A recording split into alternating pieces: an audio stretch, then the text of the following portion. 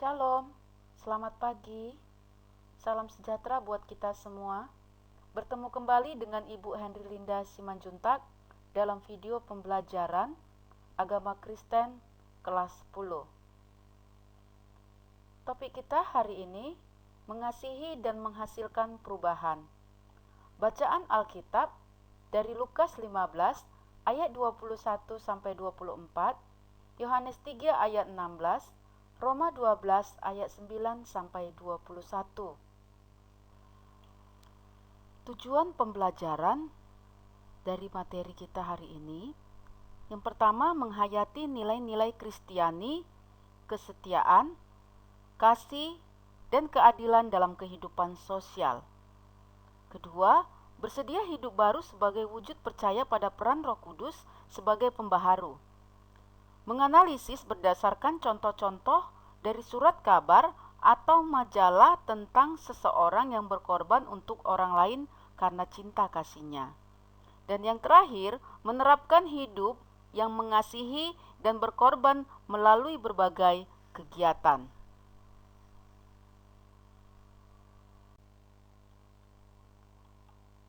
Dalam materi ini, kita akan mendalami tentang kekuatan yang paling dahsyat di dunia.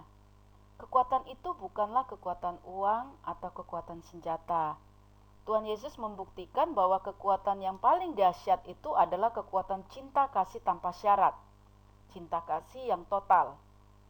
Di dalam Alkitab kita dapat menemukan banyak sekali contoh tentang cinta kasih yang total. Sehingga demi cinta itu orang yang memperlihatkannya tidak segan-segan untuk berkorban.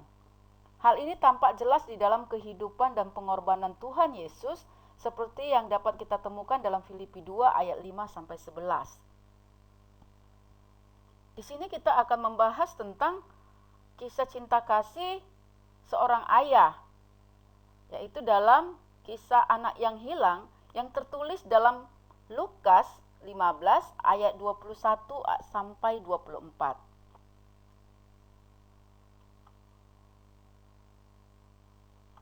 Kita menemukan cinta kasih seorang ayah yang luar biasa.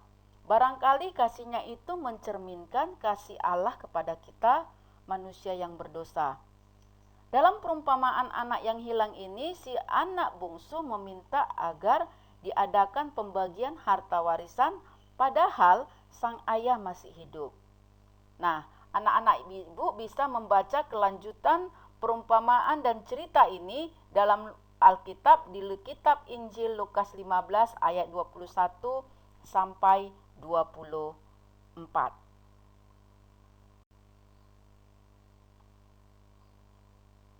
Kita akan belajar dari cerita bagaimana cinta kasih bisa menghasilkan kesetiaan dan kesetiaan menghasilkan kesediaan untuk berkorban, yaitu dari kisah tentang cinta seorang ayah. Ini adalah kisah cinta seorang ayah yang luar biasa.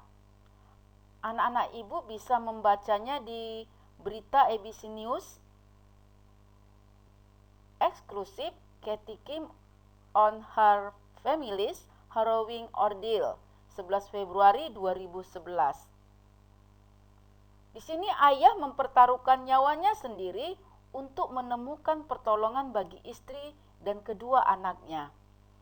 Ia berusaha dengan seluruh daya kemampuannya, namun ia gagal, akhirnya malah meninggal dunia.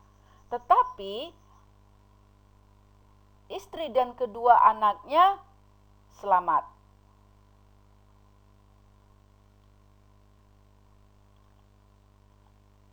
Berikutnya kita akan membahas bagaimana cinta kasih itu merupakan kekuatan yang luar biasa. Kita bisa membaca dalam Injil Yohanes 3 ayat 16 yang dikatakan, karena begitu besar kasih Allah akan dunia ini, sehingga ia telah mengaruniakan anaknya yang tunggal, supaya setiap orang yang percaya kepadanya tidak binasa, melainkan beroleh hidup yang kekal. Seringkali orang mengira bahwa kedatangan Yesus adalah untuk menjanjikan hidup kekal nanti di surga, kalau kita sudah mati. Pemahaman ini sangat keliru, seolah-olah iman Kristen baru bisa kita rasakan manfaatnya setelah kita meninggal kelak.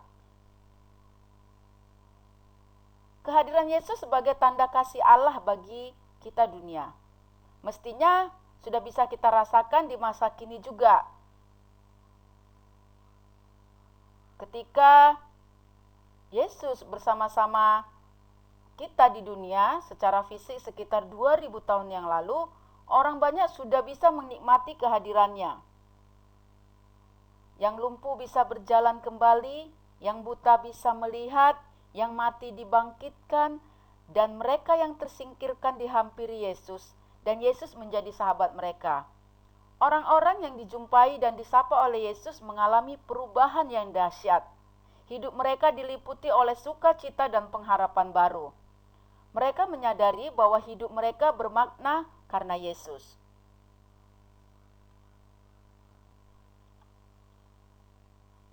Kita membahas cinta kasih yang mengubah dan mendamaikan. Belajar dari kisah Dr. Martin Luther King Jr. Dr. Martin Luther King Jr. adalah seorang pendeta gereja baptis yang berkulit hitam dari Amerika Serikat. King adalah tokoh pemimpin perjuangan hak-hak sipil masyarakat kulit hitam di Amerika Serikat. Ia berulang kali mendapatkan ancaman pembunuhan, rumahnya beberapa kali dibom, namun demikian King tetap berteguh dalam perjuangannya. Dia melakukan perjuangan tanpa kekerasan. Akhirnya King ditembak mati oleh orang yang tidak mau mengakui bahwa orang kulit hitam pada hakikatnya sederajat dengan orang kulit putih. Nah, dari sini kita belajar dari cinta kasih yang dilakukan oleh Dr. Martin Luther King selama perjuangannya memberi dampak bagi perlakuan terhadap orang kulit hitam di Amerika. Maknanya untuk anak-anak ibu, sebagai sesama manusia, makhluk ciptaan Allah, kita hendaknya menghargai sesama tanpa memandang berbagai perbedaan yang ada. Kita mengalahkan kebencian melalui cinta kasih. Dengan begitu, cinta kasih bisa mengubah dan mendamaikan. Cinta kasih memadamkan api permusuhan. Kebencian dan permusuhan dapat dikalahkan dengan kebaikan, dengan saling membangun, saling pengertian, mendengarkan, dan mengasihi. Permusuhan dapat dipadamkan oleh cinta kasih, namun hal itu membutuhkan latihan kehidupan. Permusuhan tidak dapat dipadamkan hanya dalam 1 hari atau 1 minggu saja. Dibutuhkan sebuah proses di mana setiap pihak dipimpin atau dibimbing untuk lebih mengenal pihak lainnya sehingga dapat tercipta persepsi yang positif. Cinta kasih yang memadamkan api permusuhan. Dalam Roma 12 ayat 9 sampai 21, Rasul Paulus mengajarkan apa yang dikatakan oleh Tuhan Yesus, yaitu mengatasi kemarahan dengan kasih. Paulus mengatakan, "Tetapi jika seterumu lapar, berilah dia makan. Jika ia haus, berilah dia minum. Dengan berbuat demikian, kamu menumpukan bara api di atas kepalanya. Janganlah kamu kalah terhadap kejahatan, tetapi kalahkanlah kejahatan dengan kebaikan." Roma 12 ayat 20 sampai 21. Kita belajar dari sebuah organisasi di Kanada, yaitu Pitch It Together, dibentuk pada Januari 2004 dengan maksud untuk mengadakan camp selama 3 minggu untuk remaja Palestina, Israel, dan Kanada.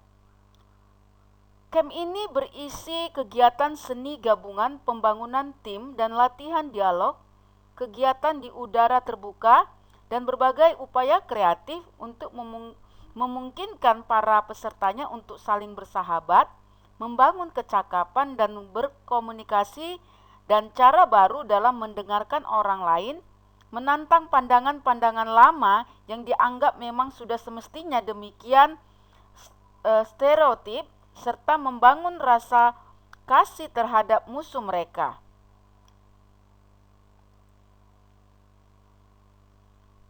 Program ini melibatkan sebuah perusahaan film dan televisi, sehingga camp bersama remaja-remaja Palestina dan Israel dan Kanada yang kemudian dilanjutkan dengan pembuatan film bersama yang berisikan pengalaman saat berjumpa dengan remaja yang selama ini tidak dikenal selain sebagai musuh.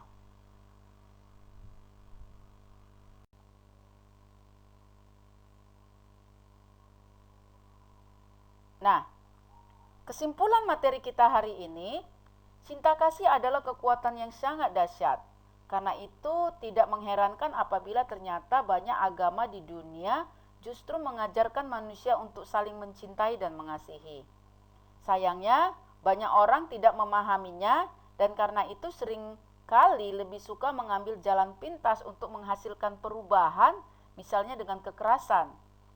Cinta kasih, kesediaan untuk berkorban, pengampunan, justru bisa memadamkan api kebencian dan permusuhan. Sampai di sini materi kita hari ini. Kiranya Roh Kudus menolong dan menguatkan kita untuk dapat mengaplikasikan dalam kehidupan kita sehari-hari. Shalom, Tuhan Yesus memberkati kita semua.